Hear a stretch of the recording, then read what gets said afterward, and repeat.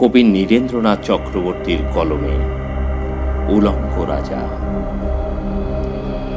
সবাই দেখছে যে রাজা উলঙ্গ, তবুও সবাই হাততালি দিচ্ছে, সবাই চেঁচিয়ে বলছে সাবাস সাবাস।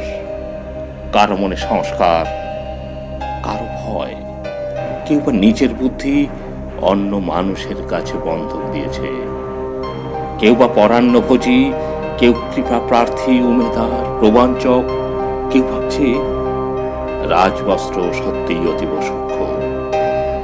চোখে পড়ছে না যদিও, তবুও আছে, অন্তত থাকাটা কিছু অসম্ভব নয়। গল্পটা সবাই জানে, কিন্তু সেই গল্পের ভিতরে শুধুই প্রশস্তি বাক্য উচ্চারক কিছু আপাদমস্তক ভীতু, ফন্দিবাজ অথবা নির্বোধ স্তাবক ছিল না।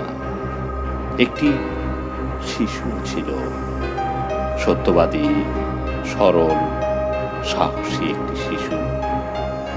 নেমেছে গল্পের রাজা বাস্তবের প্রকাশ্য রাস্তায়। আবার হাততালি উঠছে মুহুর্মুহ, জমে উঠছে স্তাবক বৃন্দের ভিড়। কিন্তু সেই শিশুটিকে আমি ভিড়ের ভেতর আজ কোথাও দেখছি না। শিশুটি কোথায় গেল? কেউ কি কোথাও তাকে কোনো পাহাড়ের গোপন গুহায় লুকিয়ে রেখেছে?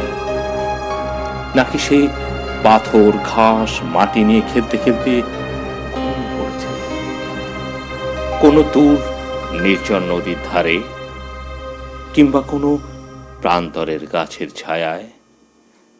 যাও, তাকে যেমন করি হোক খুঁজে আনো। সে এসে একবার এই উলঙ্গ রাজার সামনে নির্ভয়ে দাঁড়া। সে এসে একবার এই হাততালির ঊর্ধ্বে গলা তুলে জিজ্ঞাসা করুক, রাজা, তোর কাপড় কোথায়?